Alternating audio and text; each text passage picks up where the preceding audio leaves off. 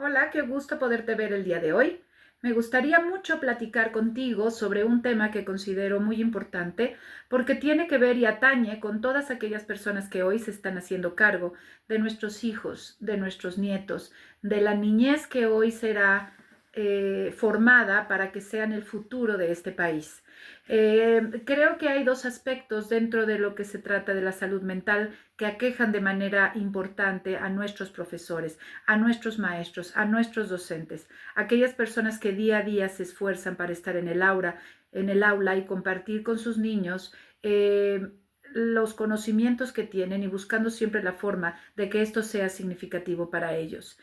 La ansiedad y la depresión están considerados como estados patológicos dentro de la salud mental de un individuo. Pero ¿cómo llegamos hasta este punto? ¿Cómo de un estrés que puede ser normal y que manejamos en el día a día, se puede generar y se puede gestar una situación que inclusive afecte nuestra salud y en ocasiones ponga en peligro nuestra vida? Es muy importante considerar que cuando este estrés como en algún momento vimos con el doctor Eduardo Calixto, se convierte en algo crónico, se convierte en un estilo de vida, nos mantiene hipervigilantes, nos hace sobrepensar situaciones, se puede convertir en un problema de salud importante. Entonces hay que considerar que el estrés al volverse algo cotidiano, al volverse un estilo de vida, ya no es algo sano, ya es algo que va a afectar nuestra calidad de vida. Igualmente, en la depresión, todos podemos pasar por situaciones de tristeza, ¿no? Varios días, pero cuando esto se convierte en muchos días, en muchos meses, en todo el tiempo, y ya no nos permite disfrutar de las cosas que hacemos, de las cosas que generalmente disfrutábamos,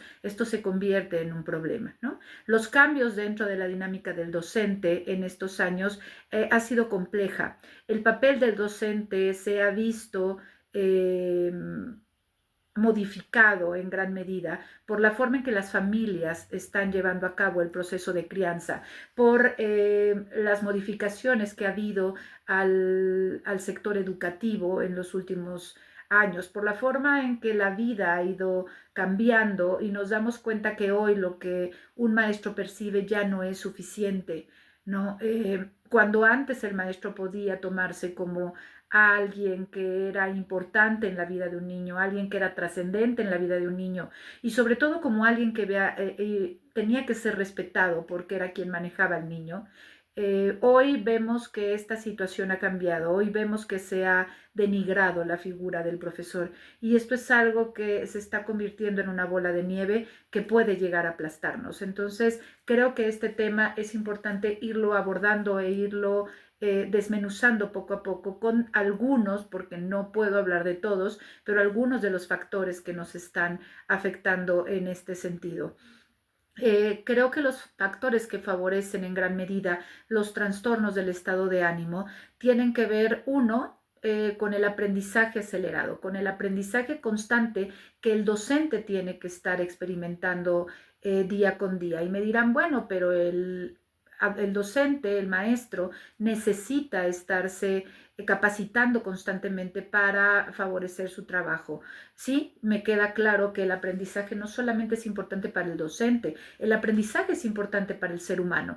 ¿Por qué? Porque es algo que te permite tener una motivación mayor en la vida, es algo que te permite, inclusive yéndonos a situaciones extremas, bajar la probabilidad de que padezcas una demencia más adelante. O sea, claro que el aprendizaje tiene muchos factores que pueden favorecer tu vida, pero cuando el maestro se siente rebasado por los aprendizajes que tiene que llevar a cabo de manera tan rápida, cuando algo pareciera que no le está generando agrado, sino que le está generando conflicto, porque parece que lo viene persiguiendo más que favoreciéndolo, entonces esto se convierte en un estresor muy importante porque se mantiene hipervigilante de lo que no sabe, de lo que tiene que aprender, de dónde lo consigo, de dónde lo pongo. Y evidentemente maestros que tenemos ya mucho tiempo en esto, maestros que ya rebasamos cierta edad,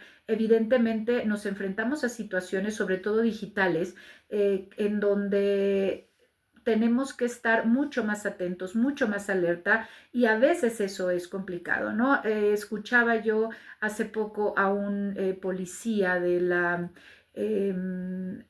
policía cibernética, un oficial de la policía cibernética exactamente, donde decía que los chicos de ahora son habitantes digitales y nosotros somos inmigrantes digitales, ¿no? Los maestros a cierta edad hoy estamos hablando de que tuvimos que llegar a este mundo digital y ha sido complicado aprender todo lo que esta situación se desencadena día con día, porque el aprendizaje, sobre todo cuando se refiere a inteligencia artificial, ha sido arduo. ¿No? Ha sido algo que de repente inclusive hasta nos rebasa, inclusive no podemos comprender, inclusive se ha convertido en un aprendizaje necesario para que nuestros alumnos se sigan desarrollando poco a poco con esta dinámica de que ellos mismos sean los que produzcan, de que ellos mismos sean los que crean y no una computadora sea la que les dé esta posibilidad de demostrar lo que aprendieron, lo que saben, ¿no? Entonces creo que esta situación sí ha sido algo importante dentro de la vida del docente. Claro que tengo también que tomar en cuenta esta parte de los cambios que ha habido en los programas, ¿no? Hoy nos enfrentamos a una nueva escuela mexicana que tiene muchas situaciones que me parece que son favorecedoras, tanto para la parte didáctica, para la parte pedagógica que maneja el docente, como una herramienta importante para el aprendizaje de los chicos.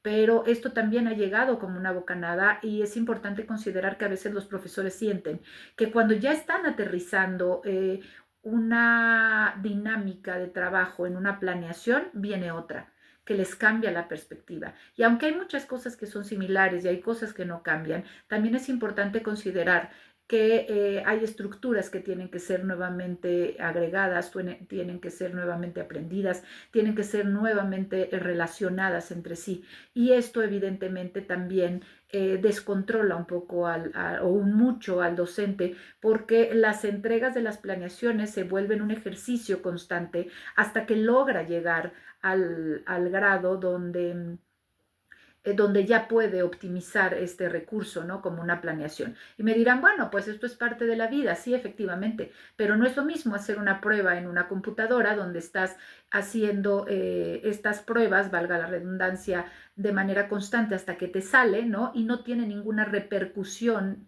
directa o inmediata en un ser humano, como cuando se trata de un docente que está trabajando de manera extenuante con un ser humano, con un niño, ¿no? Sobre todo con esa mente en formación. Entonces, en la docencia es complicado esta parte de la experimentación, es complicada esta parte de estar trabajando en el ensayo y en el error, porque estamos trabajando con material humano y aparte material humano que es muy sensible, ¿no? Material humano que es muy frágil, como la mente de un niño. Entonces, por eso esto se convierte en algo, en un estresor, ¿no? En una situación que puede ocasionar esta hipervigilancia de la que les hablé como parte de un desencadenante de ansiedad y también se puede convertir en una situación que puede hacer caer al docente en situaciones que tengan que ver con tristeza e inclusive depresión cuando constantemente se siente que no ha dado el ancho, cuando constantemente siente que por más que corre y por más que trata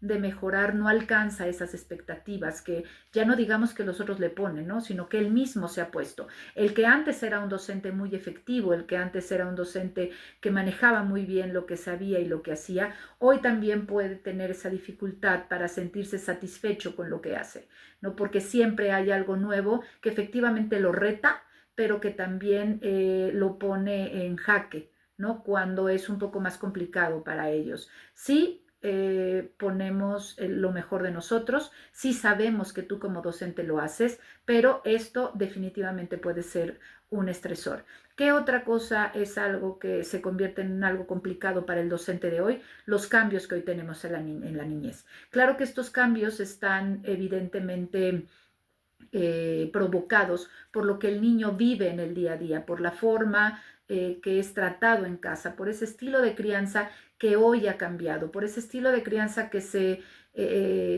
ha tenido diferentes facetas o que se ha visto modificado por el tiempo o el poco tiempo que el padre de familia pasa con él.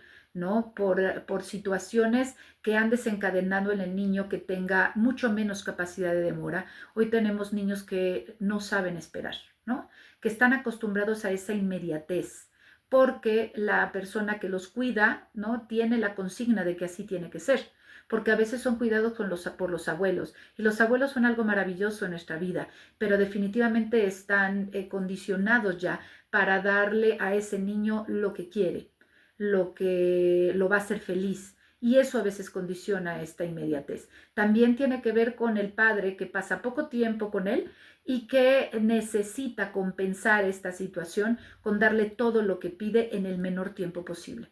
Esto es lo que genera a veces que este niño no sepa esperar, que este niño tenga muy poca capacidad de demora, ¿no? Que sepa que hay cosas que necesitan su tiempo y que no pueden darse de manera rápida como está acostumbrado, porque los maestros no somos un iPad, no somos un teléfono que te saque rápidamente las respuestas, que te dé rápidamente la recompensa. Nosotros también somos seres humanos y a veces no podemos responder a la inmediatez con la que el niño está acostumbrado en su día a día, y menos cuando se trata de que si bien nos va, tenemos 15 niños y tú dirás, bueno, es un grupo chico. Yo te reto a que estés con 15 niños. Si a veces con uno o dos que son tuyos, no puedes, ¿no? Se te dificulta ese trabajo. Ahora imagínate lidiar con la inmediatez de 15 cuando te va bien y de 30 cuando tienes un grupo más numeroso. Esto evidentemente genera una dinámica de estrés constante porque sabes que tienes que responderle a todos, porque sabes que esta dinámica de que el niño se sienta atendido tiene que ser forzada, porque después él va y es lo que platica en casa. Entonces, me parece que este es un cambio muy importante en la niñez, esta parte de la poca tolerancia a la frustración que hoy tiene el niño. ¿Por qué? Porque los niños no están acostumbrados hoy fácilmente a que les digas que no. Los niños hoy en gran medida reciben pocos nos como respuesta. Generalmente, y como lo vuelvo a repetir, los niños están condicionados a que como el padre no está, cuando está, le da todo lo que él quiere, ¿no? No solamente lo que necesita, sino lo que quiere. Entonces, esto va haciendo que esta tolerancia a la frustración no se vaya desarrollando. Entonces, piensa que todo el mundo tiene que actuar igual que como actúan en esta casa. Y si hablamos de que hoy también hay un gran número de hijos únicos, yo siempre les digo a los papás, o sea, tú tienes un hijo único y entonces cuando él te pide algo, no tienes necesidad de voltear a ver a otra persona, ¿no? De manera natural, vamos a tener esta dinámica de poder darle al niño lo que necesita, darle al niño lo que pide. Entonces creo que es muy importante que también consideremos esta parte de que el niño único, pues está acostumbrado a que se le dé todo de manera inmediata porque no hay que esperar. Y aquí en el salón ellos tienen que aprender que sí hay que esperar al compañero, que sí hay que esperar a los otros 20 o 15 compañeros que están conmigo porque ellos también tienen necesidades. Creo que esta parte de sensibilidad que ha perdido el niño en cuanto a la empatía y la necesidad que tiene el otro, también es un cambio importante dentro de la dinámica que tenemos con nuestros chicos hoy en día, ¿no? Que este egocentrismo que es normal cuando son pequeños, se ha ido extendiendo más tiempo porque sienten que son únicos, únicos, irrepetibles y que tenemos que darles esta parte de atención inmediata y constante. Esto claro que mantiene al docente en una hipervigilancia y mantiene al docente en una dinámica que es compleja porque tiene que estar atento y con todos sus sentidos puestos en las necesidades de estos niños que hoy son terriblemente demandantes, ¿no? Otra situación que también marca de manera muy importante la situación del docente hoy en día, pues es esta dinámica que tienen los padres hoy con él. ¿Cuántas veces hemos abierto una plataforma, los que tenemos la fortuna de estar en una escuela que la tiene para cuestiones de comunicación y de organización y encontramos mensajes que son sumamente violentos, sumamente agresivos, sumamente descorteses, sumamente inadecuados para un maestro, ¿no? O sea, a veces los padres no se ponen a pensar que a quien se están dirigiendo es al que está con su hijo todos los días, al que trata de enseñarle todos los días, al que le comparte inclusive de su comida muchos días. el que tiene muchas consideraciones con él todos los días. Y yo no dudo que a veces los maestros también cometan errores porque somos seres humanos, pero la mayoría de las veces los padres hacen su interpretación, ¿no? Y no se ponen por un momento en los pies en los zapatos, perdón, del docente. Entonces creo que es muy importante esta parte porque el docente a veces se siente con miedo de qué va a decirle el papá. Y a veces hay papás que son puntualmente exigentes en esta parte de cómo se trata a su hijo. Sabemos que hay papás que tienen esta dinámica recurrente, ¿no? Y sabemos, y de repente también sabemos que un día puede explotar alguno que nunca ha tenido una dinámica de ese estilo, pero que puede descargar en nosotros alguna frustración que tenga por fuera. Entonces, esto es una cuestión que maneja el docente todos los días. El miedo a cómo va a ser tratado por el padre de familia. A mí a veces me llama mucho la atención la dinámica que tiene el docente cuando sabe que va a tener una reunión con un padre de familia, ¿no? Esas reuniones con los padres de familia realmente los ponen en una tensión extrema porque no saben lo que les van a decir, no saben cómo van a ser tratados, no saben si va a haber una cuestión que tenga que ver con una amenaza, que tenga que ver con una queja que vaya más allá en lo que respecta al padre, a su trato con el niño, ¿no?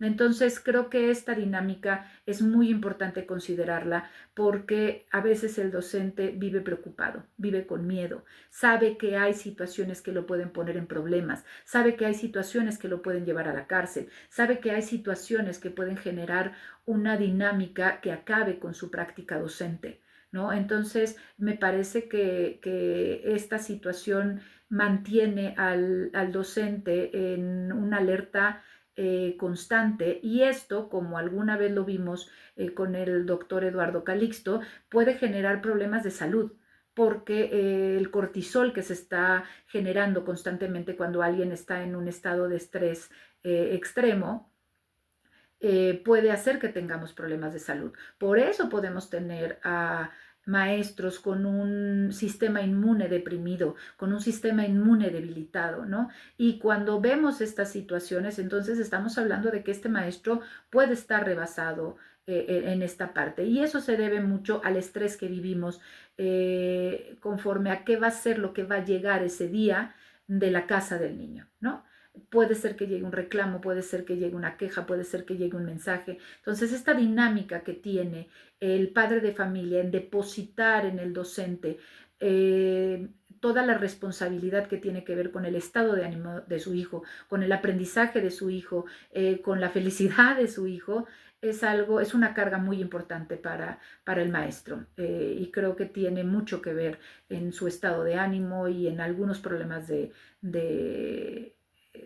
depresión o de ansiedad que pueden surgir en su día a día por cuestiones de su práctica. Creo que también es importante considerar otro estresor que es la demanda de los directivos, la demanda de las personas que son líderes o jefes, ¿no?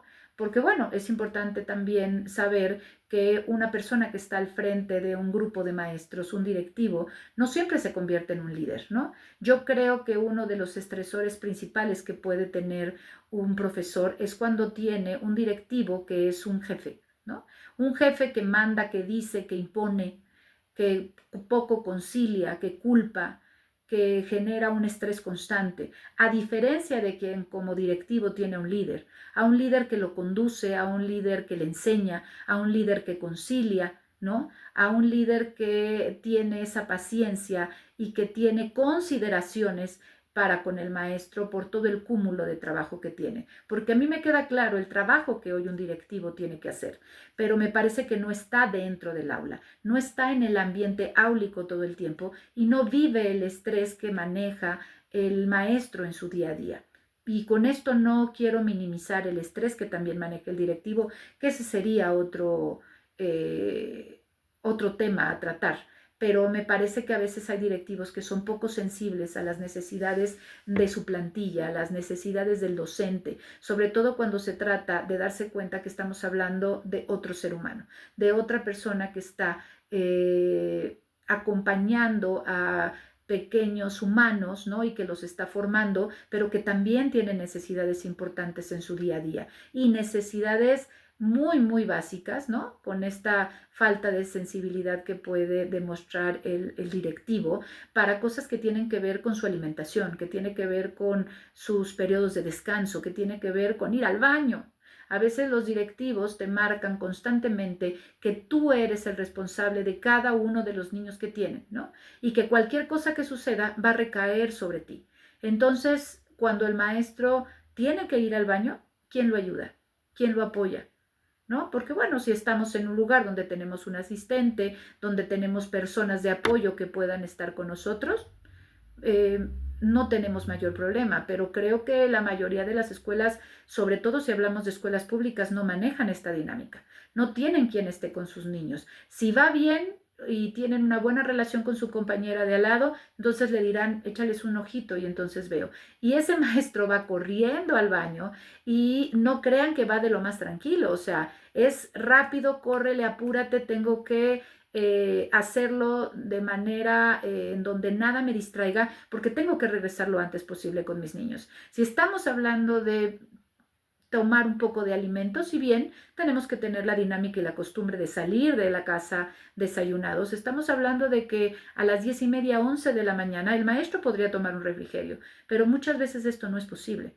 No es posible porque tenemos que estar en una guardia donde se pide que no haya ni un minuto de distracción, ¿no?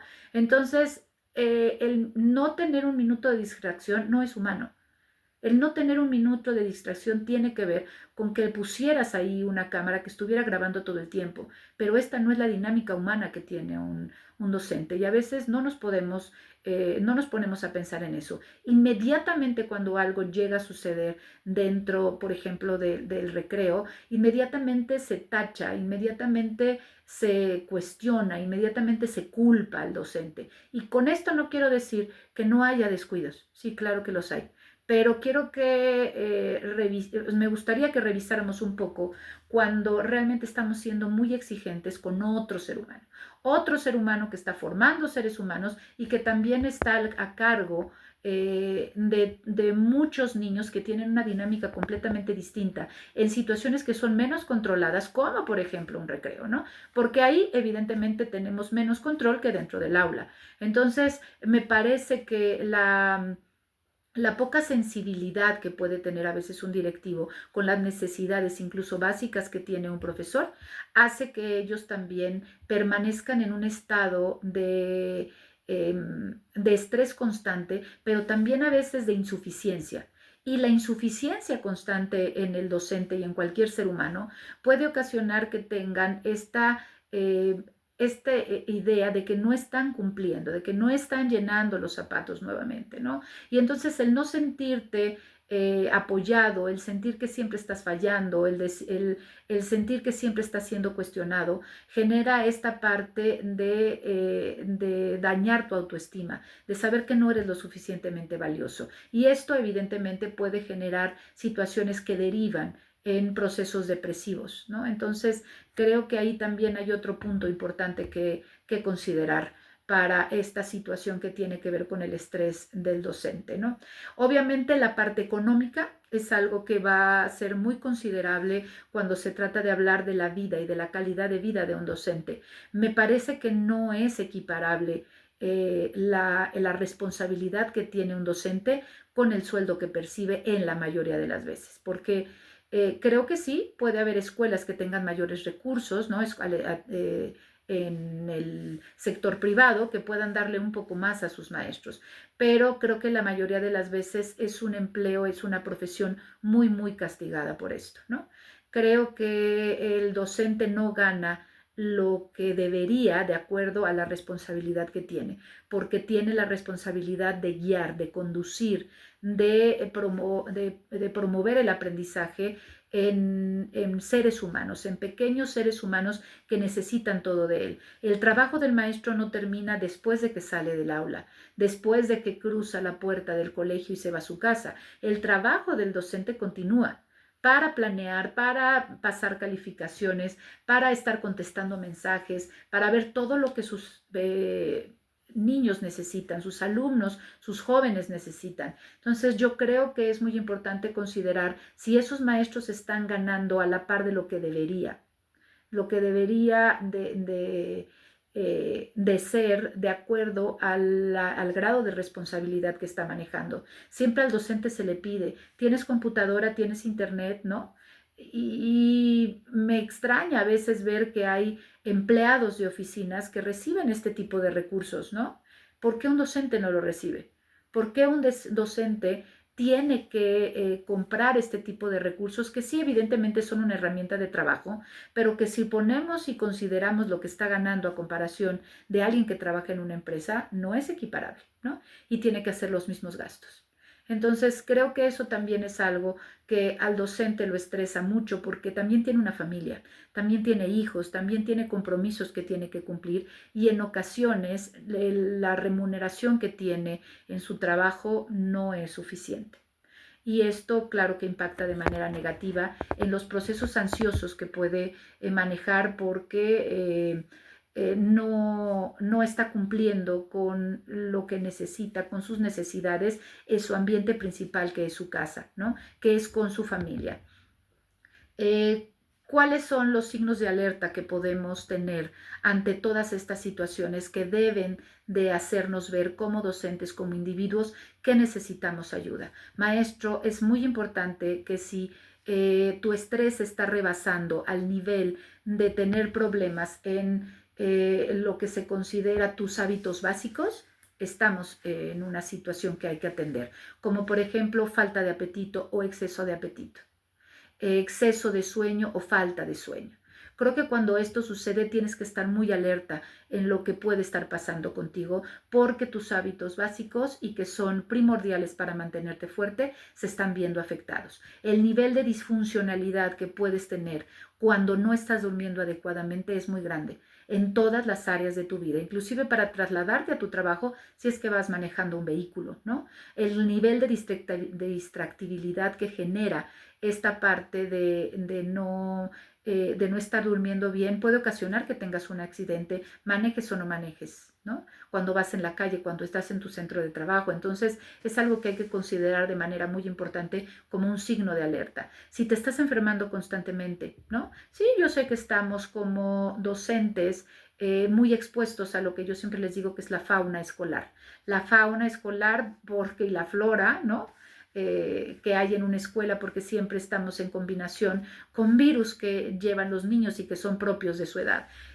Cuando esto te está llevando a tener recaídas constantes de salud, cuidado. Podemos estar hablando de un sistema inmune que está deprimido, que está debilitado y necesitamos atenderlo porque esto también puede tener que ver con tu estado de salud y el estado anímico que estás manejando.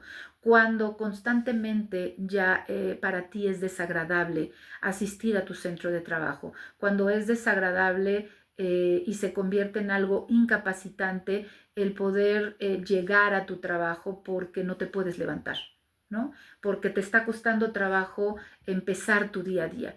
Cuando esto ya se está volviendo cotidiano, estamos hablando de una situación que te puede tener en riesgo, que te puede tener en peligro y tenemos que poner atención en esto. Cuando tú sientes que ya este estrés te está rebasando, cuando constantemente te sientes hipervigilante, irritable, muy nervioso, cuando la preocupación te está rebasando y nuevamente utilizamos esta palabra, cuando empieza a volverse algo disfuncional, cuando empiezas a ser disfuncional en tu día a día, con tu familia, en tu entorno de trabajo, con tus amigos. Esta irritabilidad, este nerviosismo no es normal. Nadie debe de vivir así y no debemos de normalizarlo, ¿no? Estas son en general algunas de las situaciones que podrían decirnos que estamos ya teniendo signos de alerta importantes. ¿Cómo podemos trabajar cuestiones de prevención? Yo creo que es importante buscar foros de comunicación dentro de tu ambiente de trabajo. Siempre existen los compañeros. Creo que dentro de las de lo que tiene que ver con las juntas de consejo técnico, sería importante hacer un foro para que el maestro pueda desfogar cuáles son sus preocupaciones y cómo puede trabajarlas, qué le sirvió a uno, qué le sirvió a otro, cómo se puede trabajar en el día a día para que juntos se vuelvan una red de apoyo. Tu red de apoyo durante muchas horas son tus propios compañeros, son tus propios directivos. Entonces creo que es importante buscar estos foros de comunicación para poder platicar, porque el hablar en sí es terapéutico, ¿no? Entonces yo creo que es algo que podemos seguir. Que el apoyo psicológico no solamente sea para el alumno, creo que el apoyo psicológico dentro de una escuela debe también ser para el docente. En algunas ocasiones he escuchado que nombran cuando un docente se acerca al departamento psicopedagógico, que cree que es como un buzón de quejas, que es como un departamento de quejas, y no es así. Es que el docente también necesita hablar, el docente también necesita contención. Entonces, parte del apoyo psicológico que debe de haber una escuela, creo que debe de ir encaminado al docente para prevenir situaciones que lo pueden poner en riesgo. Creo que debes de tener un espacio donde poder acercarte, hablar de tus inquietudes, hablar de lo que necesitas, ¿no? Hablar de lo que te está rebasando. Y me parece que esto puede ser muy bueno. Creo que también de manera personal y fuera de la escuela debes de buscar espacios que te ayuden a relajarte, espacios que te ayuden a hacer algo, que te provoque un placer, que genere un estado positivo en ti, algo que se vuelva un hábito hacer porque es importante para ti, que te llena en otro momento. Y pueden ser diversas cosas, puede ser pasar un tiempo de calidad con tus hijos, con tus padres, con tu pareja, con tus amigos. Puede ser eso, hacer alguna actividad artística, hacer alguna actividad deportiva. Nunca pases por alto el hecho de que todos debemos de tener este tipo de distracciones para nuestro día a día. No tenemos tiempo, el trabajo nos absorbe, los trayectos, sobre todo cuando vivimos en ciudades muy grandes, también pueden ser complicados, sí, pero siempre debe de haber tiempo para ti, siempre debe de haber ese tiempo para darte ese shot de dopamina que necesitas para poder continuar. No olvides que para que tú puedas estar bien para los demás, primero necesitas ocuparte y preocuparte por ti, ¿no? Eso es algo que nunca debes de olvidar. Espero que esta información sea útil para ustedes. Me dio mucho gusto poderla compartir y espero poder hacer otros en otro momento. Bye.